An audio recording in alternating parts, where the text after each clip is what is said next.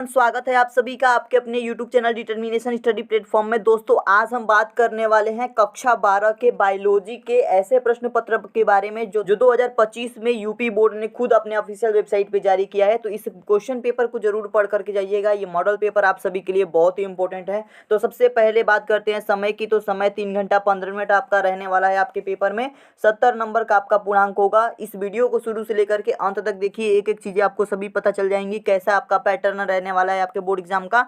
ये सारी चीजें इस वीडियो में पता लगेंगी। ठीक है, यहाँ पे कुछ निर्देश दिए गए, निर्देश को ध्यान से पढ़ लीजिएगा अपने क्वेश्चन पेपर में। पहला निर्देश है कि 15 मिनट जो है प्रश्न परीक्षार्थी को प्रश्न पत्र पढ़ने के लिए, और दूसरा हमारे पास है कि सभी प्रश्न करना अनिवार्य है। तीसरा है आवश्यकता अनुसार अपनी पुष्टि नामांकित रेखा चित्र द्वारा कीजिए, यानी कि नामांकित चित्र बना करके ही अपने जहाँ भी आवश्यकता है वहां पर इसके उत्तर देने हैं प्रश्नों को। ठीक है, अगला क्वेश्चन हमारे पास सभी प्रश्नों के निर्धारित अंक उनके सामने सन्मुख हैं, यानी कि अंकित हैं, इनको आपको देखते हुए आगे चलना है। तो चलिए हम बात करते हैं पहले प्रश्न की। तो पहले प्रश्न में आपके 4 बहुविकल्पी प्रश्न पूछे जाएंगे, जैसे कि आप देख सकते हैं यहाँ पे सही विकल्प चयन करके अपनी उत्तर पुस्तिका में लिखिए। ठीक है, यहाँ पे 4 प्रश्न हैं जो बहुविकल्पी हैं। पहले प्रश्न से शुरुआत करते हैं और इसके उत्तर भी आपसे बताते हुए चलेंगे। ठीक है, पहला प्रश्न है निम्नलिखित में से कौन सा भाग पुष्प नर जनन अंग का प्रतिनिधित्व करता है। तो एक बार आप सभी लोग कमेंट बॉक्स में भी बता दीजिएगा कि पुष्प का कौन सा भाग जो है पुष्प नर जनन अंग का प्रतिनिधित्व करता है। तो आप सभी को याद रखना है पुमंग।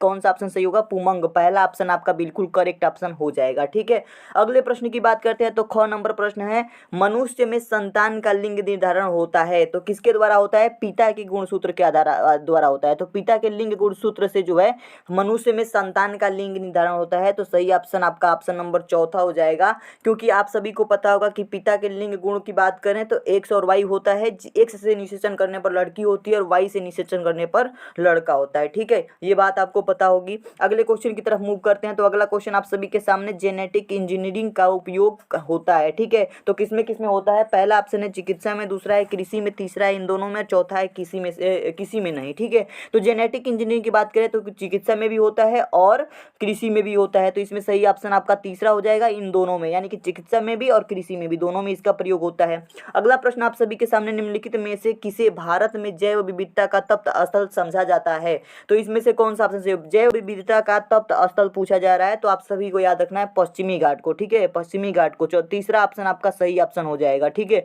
आई होप कि आपके बहुविकल्पी प्रश्न में किसी भी प्रकार के कोई दिक्कत नहीं होंगे। एक एक नंबर में ये प्रश्न सारे आएंगे। ठीक है, अब हम बात करते हैं अगले प्रश्न की। तो अगला प्रश्न आप लोग देख लीजिए। दूसरा जो प्रश्न होगा आपका अति लघु उत्तरीय प्रश्न से पूछा जाएगा। ठीक है, कैसे प्रश्न होंगे इसमें? अति लघु उत्तरीय प्रश्न, जिसमें 5 प्रश्न रहेंगे और पांचों प्रश्न एक एक नंबर के रहेंगे। ध्यान से सुनिए, पहला प्रश्न क्या है? पहला प्रश्न है क्लाइन फोर्टर एवं टर्नर सिंड्रोम में गुणसूत्रों की संख्या लिखिए। ठीक है, तो आप सभी को याद रखना है दोस्तों, तो आप सभी को क्या याद रखना है? देखिए यहाँ पे देखिए, अगर क्लाइन फेल्टर की बात करते हैं तो क्लाइन फेल्टर में आपकी जो गुणसूत्रों की संख्या होती है वो 44 और प्लस में एक्स एक्स वाई होता है। क्या होता है? 44 प्लस में एक्स एक्स वाई, टोटल मिलकर के कितना हो जाएगा? 44 और ये 3 कितने हो गए? 47 होता है। ठीक है, ये किसकी बात हो रही है? क्लाइन फेल्टर की बात हो रही है। अगर हम सिंड्रोम में बात करें, टर्नर सिंड्रोम में, तो टर्नर सिंड्रोम में जो हमारे पास संख्या होती है गुणसूत्रों की वो होती है 44 प्लस में एक्स और 0। ठीक है, तो यहाँ पे 44 और एक्स कितना हो गया? 45। टोटल कितनी होती है? 45 गुणसूत्रों की संख्या होती है। आई होप आपको यहाँ पे क्लियर हो गया होगा। ठीक है, अब अगले प्रश्न की बात करते हैं। तो अगला प्रश्न है नर जर्म कोशिकाएं किस विभाजन द्वारा शुक्राणुओं का निर्माण करती हैं। तो नर जर्म कोशिकाएं जो है किस प्रकार से विभाजन करके शुक्राणुओं का निर्धारण करती है? तो आप सभी को याद रखना है अर्धसूत्री विभाजन करके। ठीक है, कैसा विभाजन? अर्धसूत्री विभाजन करके। अगला क्वेश्चन है हमारे पास परागकण मात्र कोशिका में गुणसूत्रों की संख्या क्या होती है।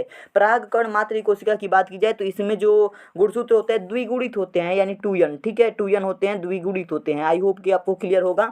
ये सारे प्रश्न एक एक नंबर में आएंगे दोस्तों। तो इस तरीके से मैं बताते हुए चल रहा हूँ कि आपके पैटर्न कैसे आने वाले हैं। तो अति लघु उत्तरीय प्रश्न में 5 प्रश्न पूछे जाएंगे जो एक एक नंबर के होंगे।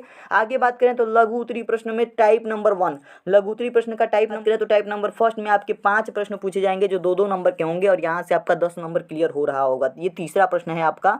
अगले प्रश्न की अगर बात करते हैं तो चौथा प्रश्न में आपसे लघु उत्तरीय टाइप सेकंड के प्रश्न आएंगे, जिनमें आपके चार क्वेश्चन, हाँ 4 क्वेश्चन रहेंगे और चारों क्वेश्चन जो है 3-3 नंबर के रहेंगे। अब ये चारों क्वेश्चन कितने नंबर के? 3-3 नंबर के रहेंगे और यहाँ से आपके 4×3 12 नंबर बन रहे होंगे। ठीक है, अगला जो क्वेश्चन होगा आपका 5 नंबर में, ये भी सारे क्वेश्चन 3-3 नंबर के होंगे और 4 क्वेश्चन 5 नंबर में भी होंगे और यहाँ से आपका 3-3 नंबर, 3 चौको 12, यहाँ से भी आपका क्लियर हो रहा होगा।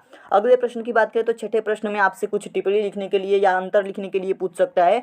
तो यहाँ पे भी जो क्वेश्चंस आपको दिखाई दे रहे हैं सभी इंपॉर्टेंट क्वेश्चन हैं, इनको जरूर तैयार कर लीजिए क्योंकि बोर्ड ने इसे जारी किया है। ठीक है, क से लेकर के घ तक 4 प्रश्न यहाँ से पूछे जाएंगे, ये भी सभी 3-3 नंबर के प्रश्न होंगे। ठीक है, अगले प्रश्न की अगर बात करते हैं तो अगला और अंतिम प्रश्न होगा आपका दीर्घ उत्तरीय प्रश्न से संबंधित। दीर्घ उत्तरीय प्रश्न में आपके टोटल 6 क्वेश्चन दिए जाएंगे जिनमें से 3 करने होंगे। ठीक है, 6 क्वेश्चन रहेंगे, 3 करने होंगे, यानी कि हर क्वेश्चन के साथ एक ऑप्शन मिलेगा कि आप उसको करें या उसको करें। यानी कि जैसे 7 नंबर में क्वेश्चन है, मनुष्य के नर जनन तंत्र का सचित्र वर्णन, इसे शुक्राणु कहाँ संचित होता है। ठीक है, इसमें शुक्राणु जो है कहाँ संचित होता है, इन सारी चीजों को लिखना है। तो ये पहला प्रश्न होगा। अगर मान लीजिए ये प्रश्न नहीं आता है 7वें नंबर में ही, तो 7वां में एक ऑप्शन भी दिया है अथवा करके कि आप इस प्रश्न का उत्तर भी दे सकते हैं। ऐसे ही 8वें प्रश्न में भी एक ऑप्शन दिया है, तो दोनों में से किसी एक का उत्तर दे सकते हैं। तो इनमें से 3 प्रश्न ही आपको हल करने हैं। ठीक है, यहाँ पे जो दिख रहा है इन सारे प्रश्नों में से 3 प्रश्न ही हल करने हैं, 6 प्रश्न दिया जाएगा।